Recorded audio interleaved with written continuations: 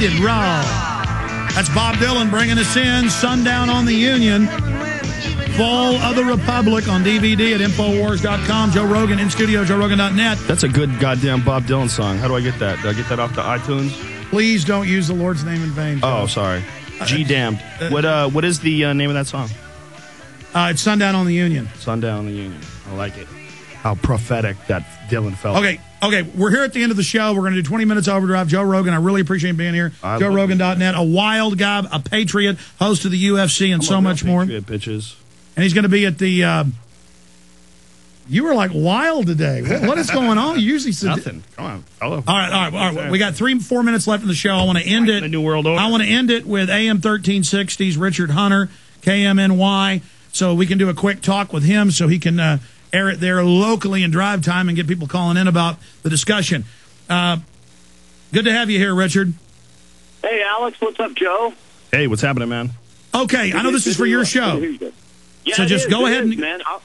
I want to ask you guys about swine flu shots because we've got a line around the block here in Dallas to get them. Should I go get in line?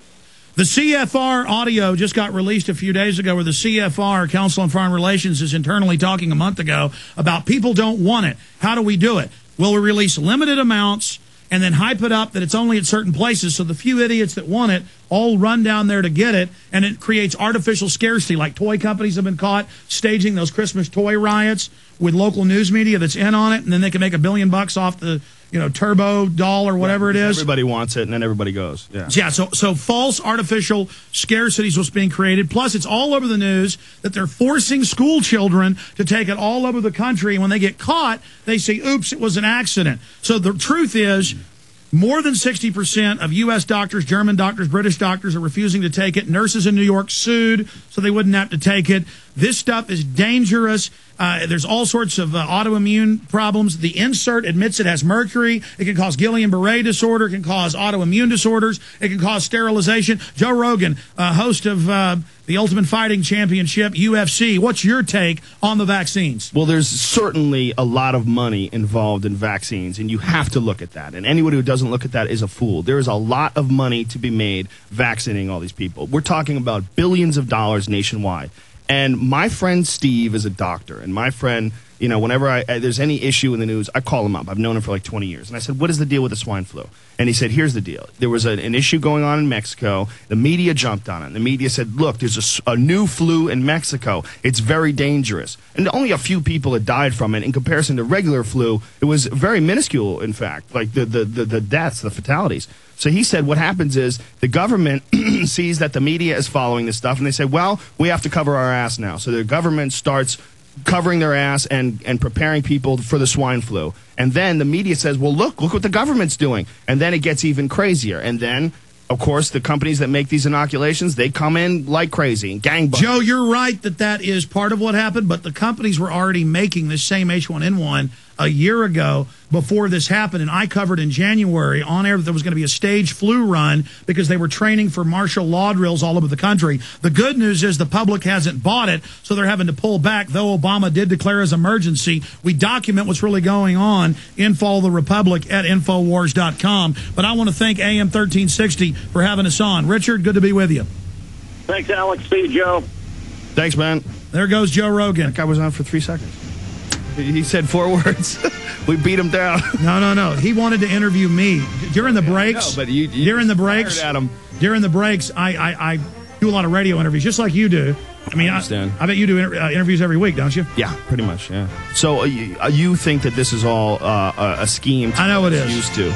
Joe, I have the documents. Back in 1 minute, commercial-free, 20 minutes in overdrive. Only at PrisonPlanet.tv and Infowars.com. Back live tomorrow for full transmission, 11 a.m. to 3 p.m. Central. Stay with us in Overdrive with Joe Rogan.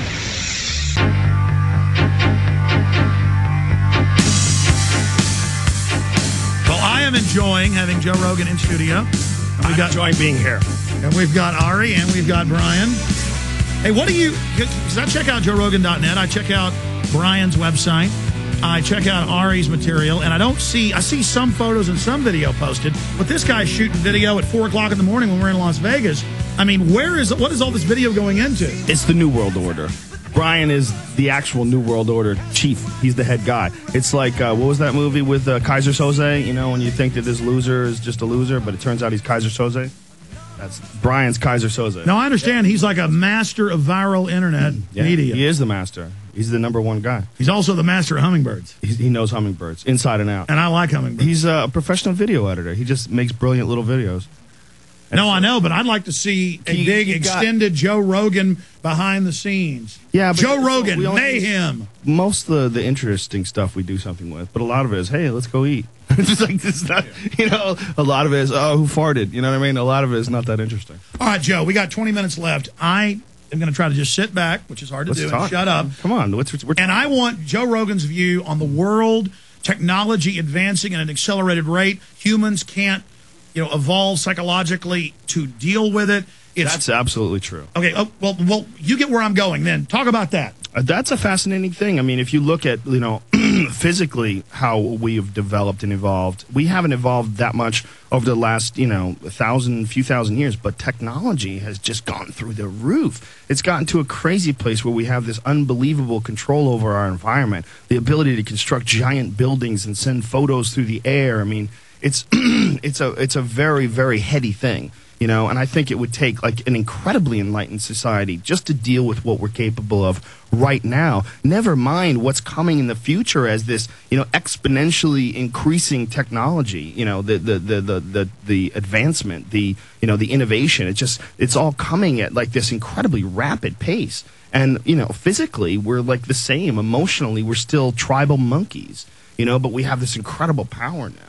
And that's why a lot of scientists believe we won't get to a type 1 society, meaning a society that survives and gets off planet, that we're probably going to destroy ourselves. Well, it's either that or telepathy. Those are the two possibilities. Either people, the idea of telepathy is ridiculous to people. The idea it's like ghosts or Bigfoot or anything nonsense, anything that we don't have hard proof of. You bring it up. But the studies show it's real. The studies do show, and it could certainly be real. If you can smell things, the idea that you can you can detect something with your nose that you can't see it. But when somebody's looking through your window at night.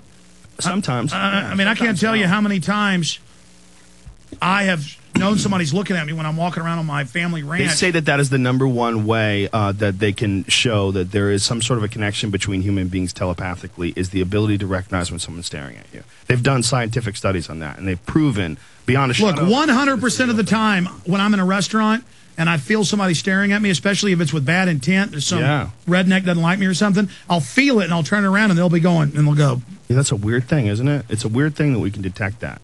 And I think that is just, look, at one point in time, we couldn't communicate it. But if you believe in evolution, you have to believe that at one point in time, we were monkeys that just grunted and made noises and swung from trees. And then something happened where we went from that to where we are now, where we figured out not just one, but dozens and dozens of systems of communication all over the world where we write little symbols that mean certain things and we can say noises with our mouth and we understand what we're trying to say because of that. I mean, that alone, that incredible ability to communicate, I mean, that's a gigantic... But birds know 2 days before an earthquake or before a tornado and dolphins. I mean, I don't even think it's so much as a primitive thing, but something we always had and are developing because our 5 senses are in such a limited spectrum of what the mathematics show that there is dimensionally. Yeah, I always say that.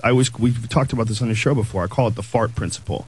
Like the idea that if someone farted and you didn't have a nose and you didn't hear it, you'd have no idea. You'd be sitting in this horrible smell, and you'd have no idea. But how do we not know that there are an infinite number of senses that we just don't, we don't have? We're not capable of detecting all these other things that are around us all the time. Our imagination limits us to thinking that what we know is all that there is, that smell and touch and feel, and that what we see in front of us is all that there is. But it's very possible that our entire existence is just one tiny spot on the radio dial. And that there's an infinite number of radio stations. There's an infinite number of realities around us all the time. We just can't tune into it. That we're just oblivious to what we can't detect. We're a very thin slice. Yeah, but what technology may be is a breaking of those barriers. What we might be able to do with like the Large Hadron Collider and all this crazy manipulation of matter, we might be able to figure out a way to break into other dimensions. And the mathematics shows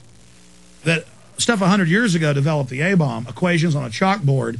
This is a exponential, multi-level, not one jump, but several jumps past that. And they believe scientists that work there are sabotaging it because they've had blow-ups and disasters, and they can't get the thing started. It's not just that it's so giant.